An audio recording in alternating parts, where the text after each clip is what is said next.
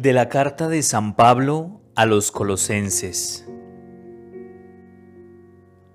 Hermanos, como elegidos de Dios, santos y amados, revestidos de compasión entrañable, bondad, humildad, mansedumbre, paciencia. Sobrellevaos mutuamente y perdonaos cuando alguno tenga quejas contra otro. El Señor os ha perdonado.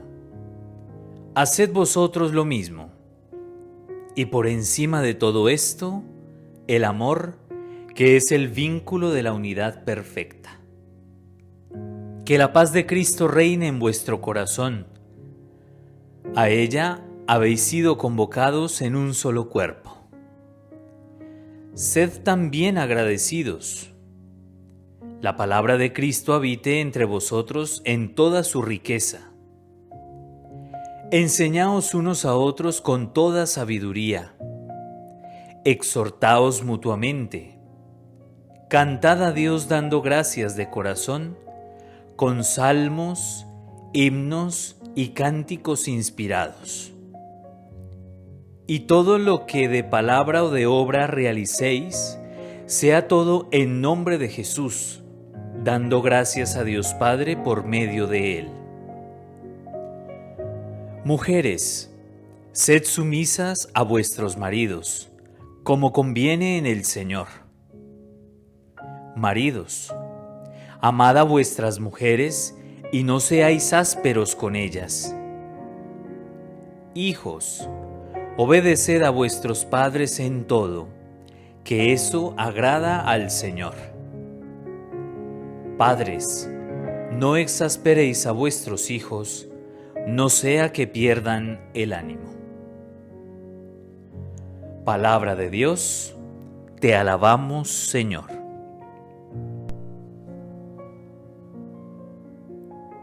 Hemos escuchado un breve relato tomado de la carta a los Colosenses en el capítulo 3, versículos del 12 al 21, donde la palabra de Dios define este pequeño discurso como un discurso exhortativo a la familia.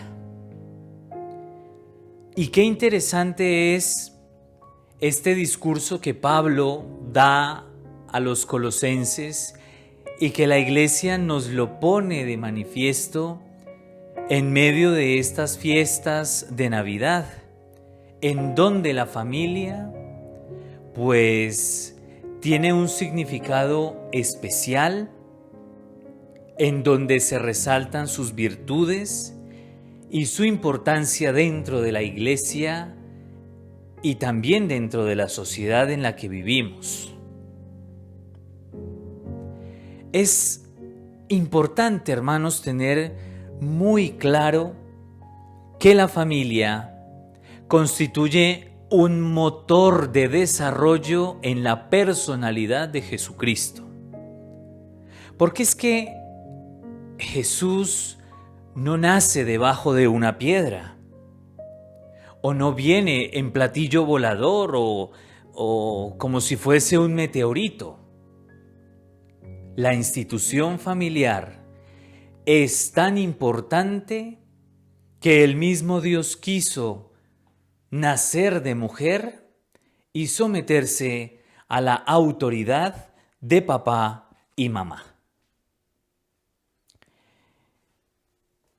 He querido titular esta sencilla reflexión, Familias con poder. Claro, hermanos, porque las familias tienen un poder muy grande.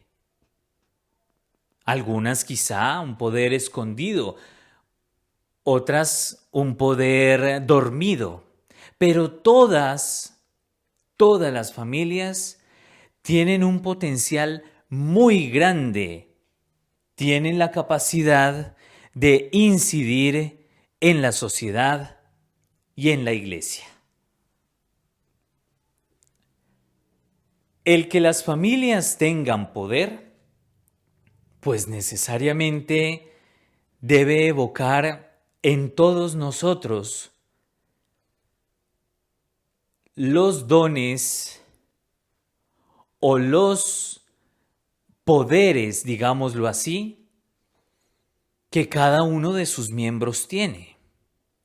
Cuando a mí me dicen que un superhéroe hace tales cosas, inmediatamente evoca en mí el pensar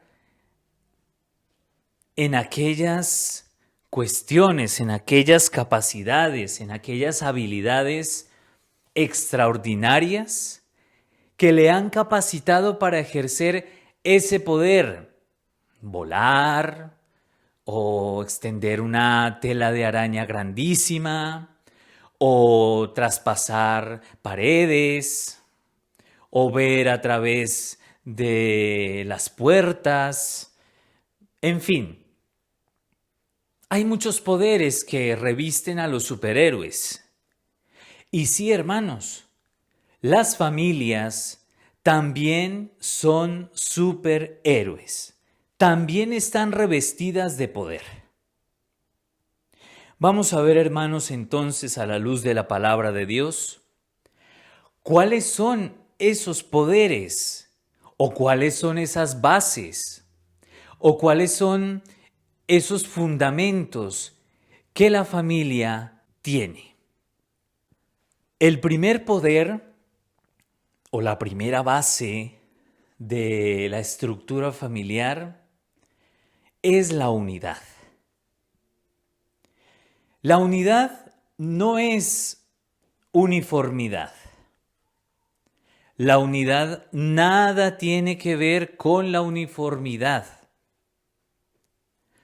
Porque la uniformidad implica una, digámoslo así, igualdad en la forma de un grupo de personas y no tanto en el fondo de las mismas.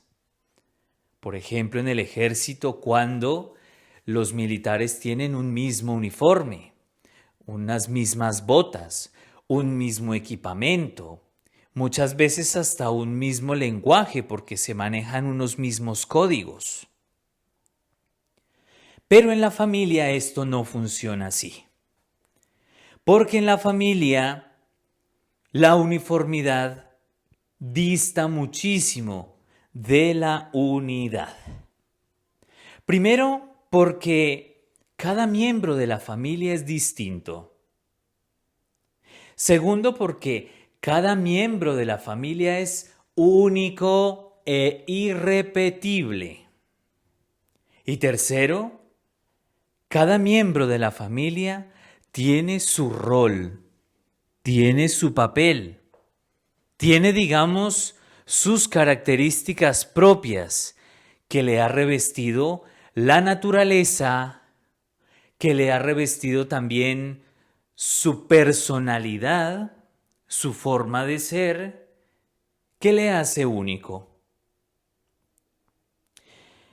Vamos a ver un poquito lo que dice San Pablo en la lectura que acabamos de escuchar. Pero antes de hablar de cada miembro de la familia, yo te invito a que traigas a la mente o que observes atentamente en este video a estas tres figuras características de la familia: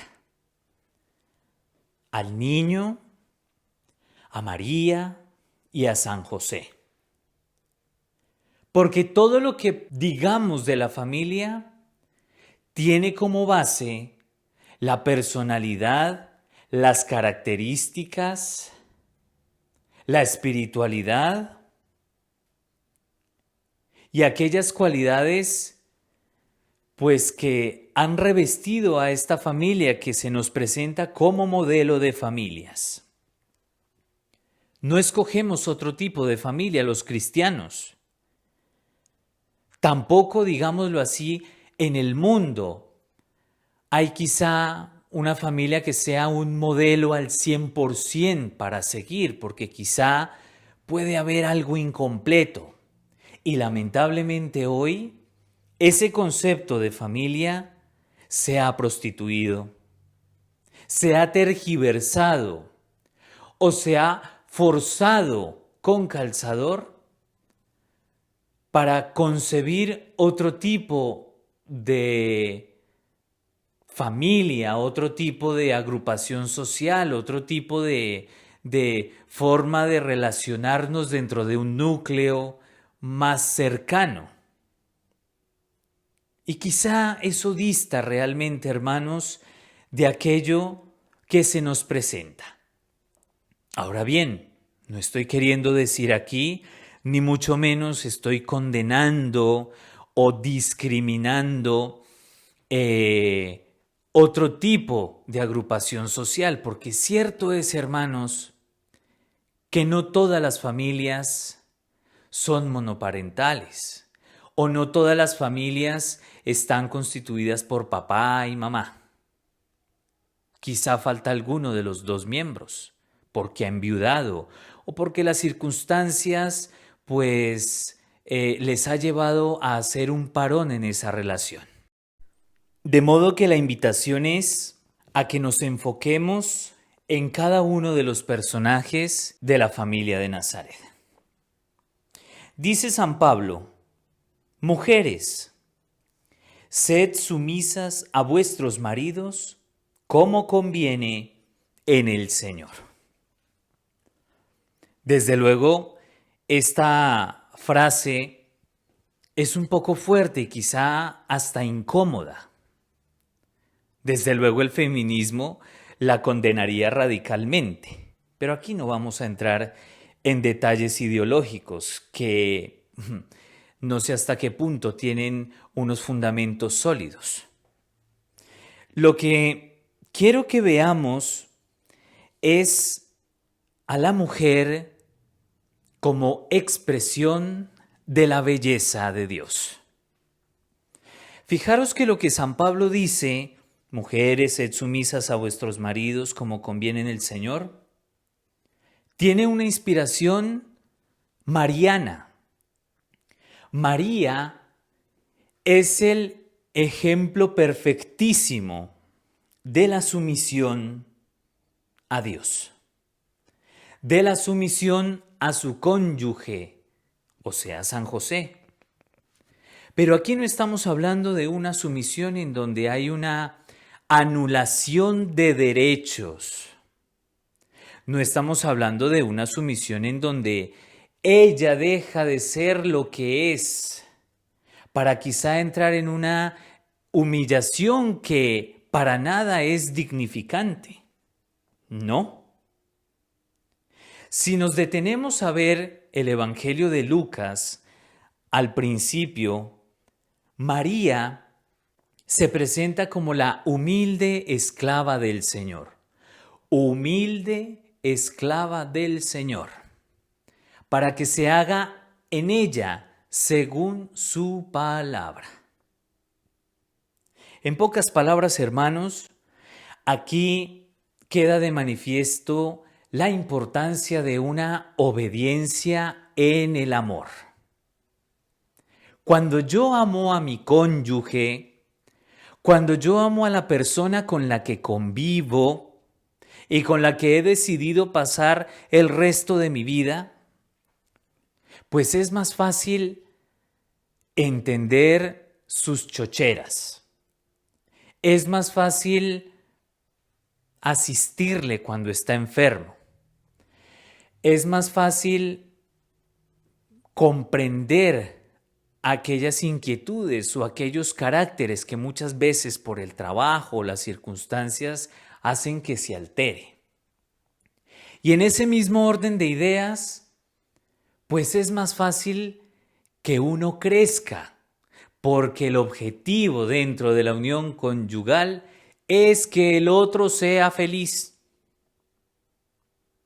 Y María lo tenía muy claro. Ser la humilde esclava del Señor implica en sí misma someter su libertad a la voluntad de otro más grande que ella, porque ese otro le va a garantizar su felicidad. Así de sencillo. Así que no es descabellado lo que San Pablo nos dice: mujeres, sed sumisas a vuestros maridos, como conviene en el Señor. Aquí hay que preguntarse qué es lo que al Señor le conviene. Dios nunca va a darte aquello que te haga infeliz. Muchas de las cosas que nos suceden a lo largo de la vida es porque nos la hemos buscado nosotros.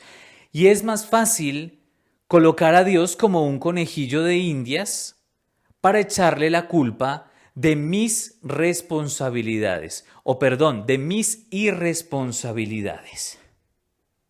María entonces es el mejor ejemplo de sumisión, porque libremente y generosamente obedece a Dios y a su esposo en el amor. Es una obediencia que se encausa dentro de un servicio generoso, dentro del respeto al otro y la ternura. Aquí, vuelvo a insistir, hermanos, no estamos hablando de ideologías. Aquí estamos destacando esa gran virtud de la feminidad, a tal punto de que el mismo Dios quiso nacer de mujer, ya lo dijimos hace un momento, porque el ser mujer implica ser vida, ser ternura, ser generosidad, ser el amor desde las cualidades físicas, ser el amor desde esas cualidades afectivas, ser el amor desde tu psicología. Esto es muy interesante, hermanos, porque se reafirma aquello tan profundo y tan bello que Dios pensó desde siempre: el don de la mujer, el don de la feminidad. Y María es ejemplo perfecto de ello, es ejemplo perfecto de mujer, de madre, de esposa, de amiga, de compañera. Continúa San Pablo diciendo: maridos, amad a vuestras mujeres y no seáis ásperos con ellas. Claro, en San José, queridos esposos, encontramos el modelo perfecto del cuidado del hogar, del trato con la mujer, del servicio con la familia. Amad a vuestras mujeres. Es decir, procurad hacer todo lo posible para que ella, el don de Dios que te dio para que custodie tu corazón, sea feliz.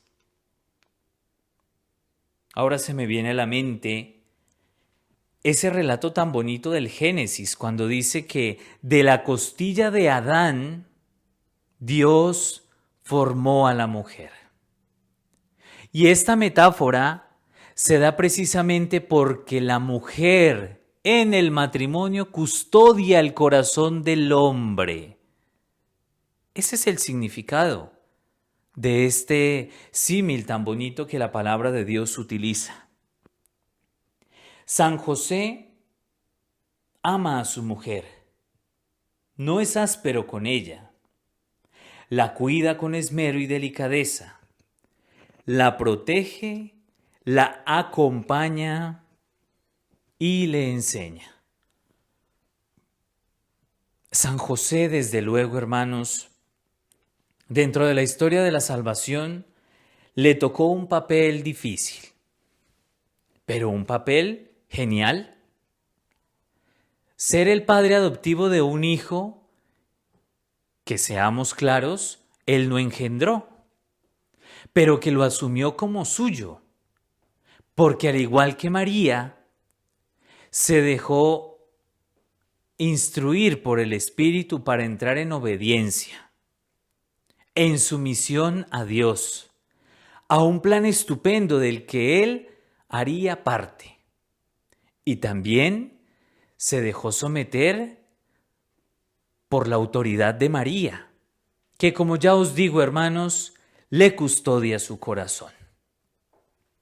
San José debe ser inspiración para los hombres, inspiración de trabajo, inspiración de preocupación por el hogar, inspiración de cuidado de la familia, inspiración de la fe, es decir, inspiración de aquel que sabe transmitir el amor de un Dios que le quiere a su familia. Este año el Papa Francisco ha declarado desde el 8 de diciembre de 2020 hasta el 8 de diciembre de 2021 el año de San José. Precisamente porque en San José el ejemplo de su vida y de su fe debe ser para toda la Iglesia y para la sociedad en sí misma un testimonio que dé vitalidad, que recuerde la importancia de la masculinidad bien llevada y de la santidad del hombre en el hogar y en la sociedad. Ahora dice San Pablo: hijos, obedeced a vuestros padres en todo, que eso agrada al Señor. Padres, no exasperéis a vuestros hijos, no sea que pierdan el ánimo. A veces creemos que lo que se dice en la iglesia, lo que se predica está orientado a los mayores y que los jóvenes o los niños no tienen nada que ver porque simplemente subestimamos su inteligencia o sus sentimientos o su desarrollo, porque quizá no es tiempo o no es edad o no están capacitados para comprender cierto tipo de cosas. Y nos equivocamos, hermanos, porque los niños y los jóvenes son como esponjas que reciben todo tipo de información, con lo cual, como dice San Juan Bosco, tenemos que ser muy cuidadosos en la educación de los hijos. Y aquí San Pablo nos lo recuerda. Hijos, obedeced a vuestros padres en todo, que eso agrada al Señor. Claro, ojalá, hermanos, que esta predicación se esté escuchando en familia.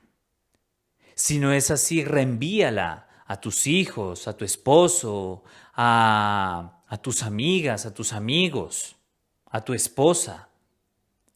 Esto ejercita y fortalece el sentir familiar.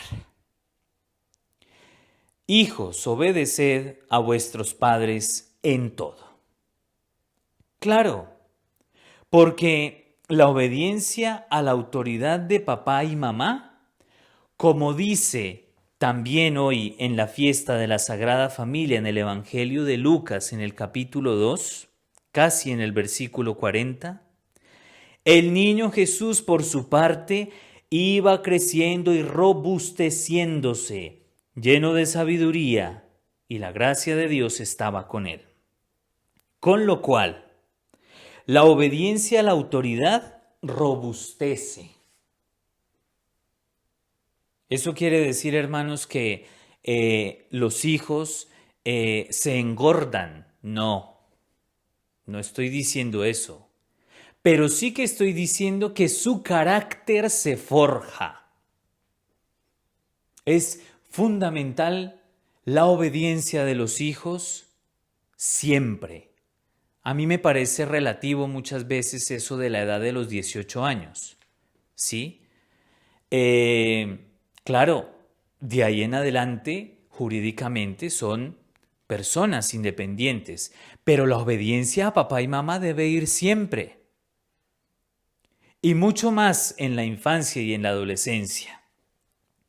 Porque, como dice el Evangelio, en la obediencia el niño se llena de sabiduría. Los consejos de papá y mamá. Muchas veces las broncas que se les dan a los niños porque, no sé, de pronto no hicieron algo correcto. Cuando tengo la oportunidad de hablar con los niños o de preguntarles en catequesis sobre este tema, les digo, ¿papá y mamá te echan broncas? Y me dicen que sí. Y te las echan porque te quieren o porque no te quieren. Y siempre, siempre me han respondido porque me quieren y quieren lo mejor para mí. Es decir, hermanos, los niños lo tienen claro. Otra cosa es cómo estamos incidiendo los mayores y educando a los niños. Porque sí que es cierto que no es lo mismo exhortarles con autoridad a que vivan la vida de una manera distinta o coherentemente, a hacerlo con violencia. Eso ya es otra cosa. En la obediencia también, hermanos, la gracia de Dios está con él, dice el Evangelio sobre el niño Jesús. Y a continuación dice Pablo a los colosenses: Padres, no exasperéis a vuestros hijos, no sea que pierdan el ánimo. También es una exhortación a que como padres seáis, bueno, me puedo incluir ahí también porque soy educador, con los hijos, con los niños, pacientes. Sí que es verdad que muchas veces uno ve ciertas realidades de padres que asfixian a los hijos, los sobreprotegen hasta tal punto que son tan blanditos que no se les permite ni decir nada, ni mirar nada, porque la sensibilidad se aflora, porque papá y mamá me protege, me ayuda, etcétera. Que no estoy queriendo decir que sea malo, pero que todo debe estar en su justa medida. El problema muchas veces de ese tipo de sobreprotección o de exasperación que dice San Pablo es que no dejamos que el niño experimente o viva la vida de manera muy sencilla o como venga la vida. Porque quizá estamos también coartando la capacidad que él pueda tener para asimilar el dolor o el fracaso. Entonces son niños o adolescentes que caen fácilmente en depresión, que intentan suicidarse, que son inseguros, que buscan satisfacer tantos vacíos afectivos en drogas, en alcohol, en sexo, en amistades que no son convenientes. Y quizá muchas veces a espalda de papá y mamá. Precisamente porque o se les sobreprotege demasiado o se les maltrata demasiado. Pero bueno, la cosa no termina ahí porque yo creo, voy a ser un poco atrevido y hasta hereje, que a San Pablo se le olvidó completar la frase. Así como dice, padres, no exasperéis a vuestros hijos, no sea que pierdan el ánimo. Vosotros, queridos hijos, también no exasperéis a vuestros padres, no sea que pierdan el ánimo. El problema que hoy como sociedad tenemos es que hemos revestido de una forma tan exagerada a los niños y adolescentes de unos derechos sin deberes. Tengo derecho a el desarrollo de la libre personalidad. Tengo derecho a mi libertad de expresión. Tengo derecho a hacer lo que yo creo conveniente. Papá y mamá no pueden decirme nada porque la ley me protege. Y eso, lamentablemente, hermanos, ha hecho un daño gravísimo en nuestra sociedad. Y es que hoy por hoy nos damos cuenta con facilidad cuántos niños o adolescentes maltratan a sus padres, gritan a sus padres, les humillan, les anulan y les ignoran de una forma tan vil, por ejemplo, con un móvil, por ejemplo, en una conversación, por ejemplo, en una reunión familiar, porque casi que se les ve a los padres como cajeros automáticos o simplemente como aquel dispensador de cosas para mi bienestar. Y es un grave error. Y eso siempre me ha hecho cuestionar en qué momento como sociedad dejamos de lado nuestra responsabilidad y nuestra autoridad en la educación de los hijos. Tristemente, los gobiernos nos han ayudado a peor. Aquí en España, tristemente, con esta ministra de Educación tan brillante, tan elocuente, con tan sentido común, pues ha generado muchas polémicas en torno a que los hijos son del Estado. Pues muy bien, señora. Entonces yo invito a los padres a que cualquier cosa de ropa, de techo, de comida y de educación de sus hijos, llamen al Palacio de la Moncloa para que de allá satisfagan los derechos de vuestros hijos. Y vosotros os quitáis el problemita. Es que es muy fácil, hermanos, dictar normas y demás cuando no se está en los zapatos de la familia. Por eso, hermanos, es necesario que las familias recuperen su poder, que las familias estén revestidas de ese dinamismo que les hace iguales entre sí y que les hace cohesionados en el amor.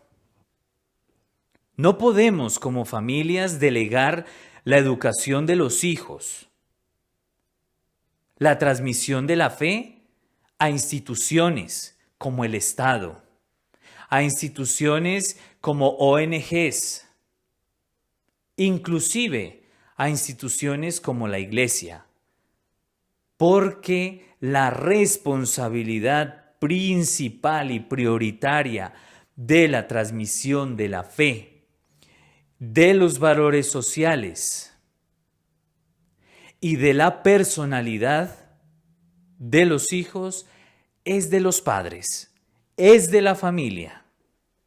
Nadie va a suplir esa responsabilidad. Nadie lo hará mejor como lo hacen los padres. Ahora bien, San Pablo en la mitad de la lectura dice que por encima de todo esto, el amor debe ser el vínculo de la unidad perfecta. Hermanos, el amor, no estamos hablando de otro tipo de cosas. El amor no como un sentimiento, no, sino como una certeza, como una realidad, como un estilo de vida, como un engranaje que tiene que llevar a la familia a que se quiera, a que se perdone, a que se respete, a que se valore, a que se ayude. Todos estos valores nacen del mayor de los valores o de las virtudes que es el amor. Hermanos, la invitación es muy sencilla. Si sabemos que el amor es el vínculo de la unidad perfecta, hay que revitalizar el amor. Hay que buscar siempre ese amor primero que llevó a fundar a la familia. Y eso se logra con el segundo de los eslabones o de las bases. La primera fue la unidad. La segunda es la compasión. Compasión implica entender y ponerme en los zapatos del otro. Dice San Pablo, sobrellevaos mutuamente, perdonaos mutuamente cuando alguno tenga quejas contra otro. Ejercitaros continuamente en la virtud de la humildad y la paciencia, porque la compasión repara tus pecados. Más misericordia, hermanos, menos autoritarismo, más entendimiento del sufrimiento de algún miembro de la familia y menos juicios o prejuicios. Más compasión y mano tendida a puertas cerradas, puños cerrados, caracteres recios que degradan ese tejido tan bonito que a lo largo de los años la familia ha ido construyendo. Hace falta más compasión, hermanos. Hace falta entrar más en ese querer entre nosotros. Cuando hay compasión hay amor. Cuando hay compasión, las cosas dentro de la familia son más fáciles. El perdón es más fácil. Los errores seguirán, pero se asumirán mejor y se pasarán mejor los obstáculos. Compasión. Tercera herramienta o tercera base o tercera armadura del poder de la familia, la espiritualidad. Dice San Pablo, tengan en el centro a Jesucristo. La palabra de Cristo habite entre vosotros en toda su riqueza.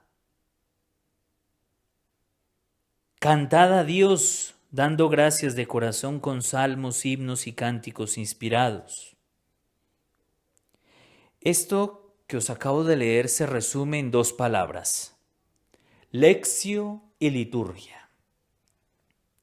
Es decir, lectura asidua de la palabra de Dios y escrutatio de la misma, y celebración comunitaria de la Eucaristía. Claro, hermanos, es fundamental que la familia se alimente de algo. Nosotros los cristianos nos alimentamos de alguien, de Jesucristo. Hay familias que se alimentan de otro tipo de espiritualidades o de hobbies y demás, pero es como cuando dice mi madre, ese tipo de chucherías no te alimenta. Hay que comer sólido, hay que comer verdura, hay que comer sopa, hay que comer carnes buenas, eso te alimenta.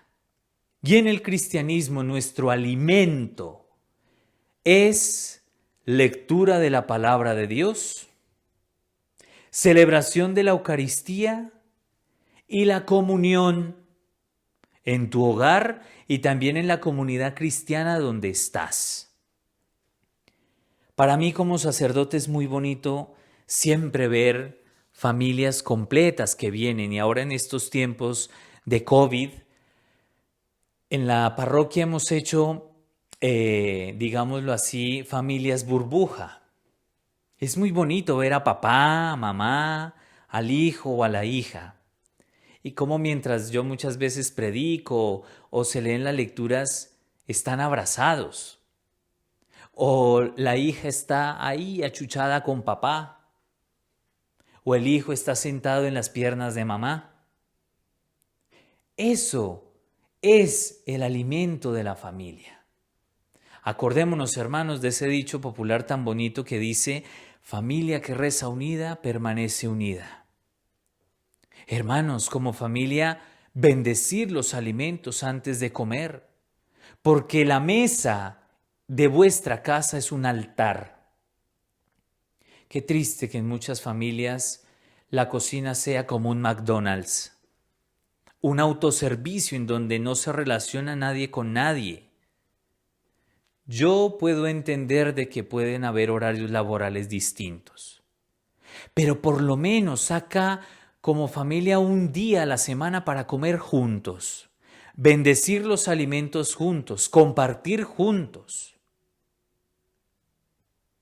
Sí, hermanos, la espiritualidad debe ser el centro y el alimento de la familia. Y termina la palabra diciendo: hacedlo todo en nombre de Jesús. Sed obedientes a la ley del Señor y agradecidos. Esto es, en pocas palabras, tened una conducta moral y rezar, orar los unos por los otros. Ahora en tiempo de Navidad, soy muy insistente en decirle a las familias y sobre todo al ir a la Eucaristía, de que veamos el nacimiento. Tenemos un niño Jesús precioso, tamaño real, tamaño natural. Y siempre le digo a las familias, levántenlo, imagínense abrazándolo. Jesucristo se hace niño, pequeño, débil. Y dice la palabra en varias ocasiones, con pañales. O sea que se hace cacas. O sea que hay que cuidarle. O sea que hay que limpiarle, hay que alimentarle. Hay que darle cariño, hay que achucharlo. Hay que jugar con él. Tener en el centro a Jesucristo y hacer todo en nombre del Señor Jesús es como si tuviésemos la responsabilidad de criar y educar al niño más precioso del mundo. Hazlo todo por él, hermano. Hazlo todo por él. Él no te quita nada y te lo da todo. Yo te invito, hermano, a que cierres un momento tus ojos. A que si estás en familia, os toméis de las manos, a que penséis un momento en vosotros y démosle gracias a Dios por cada uno de los miembros de la familia, por papá, por mamá, por los hijos. Todos, absolutamente todos, tenemos un Padre. Es entendible que muchos quizá no lo tengan porque han fallecido o simplemente no lo conocen. No importa, tienes un Padre. Piensa un momentico en Él y dale gracias al Señor que estás vivo, que eres bendecido, que Dios te ha dado la mejor de las familias, con sus problemas, con sus virtudes, con sus sombras y con sus luces. Piensa también en mamá, la ternura y el calor de casa. Dale gracias al Señor por ella. Pídele a María Santísima que proteja a mamá, que la cuide, que bendiga su vientre, que bendiga sus obras, que le conceda dones abundantes y preciosos para que siga ejerciendo el más loable y tierno papel de la maternidad. Piensa ahora en tus hermanos si los tienes, y si eres hijo o eres hija única, pues piensa en ti. Piensa en el niño Jesús que fue hijo único